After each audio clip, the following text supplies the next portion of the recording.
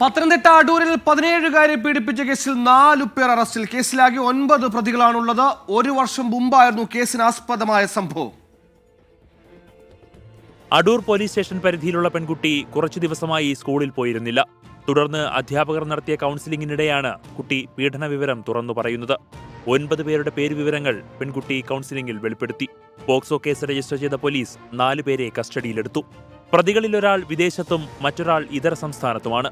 ഇവരെ നാട്ടിലെത്തിക്കാനുള്ള ശ്രമം തുടങ്ങിയതായി അടൂർ ഡിവൈഎസ്പി അറിയിച്ചു. പെൺകുട്ടിക്ക് ചൈൽഡ് വെൽഫെയർ കമ്മിറ്റിയുടെ നേതൃത്വത്തിൽ കൗൺസിലിംഗ് നൽകി വരികയാണ്. 24 പത്തനംതിട്ട.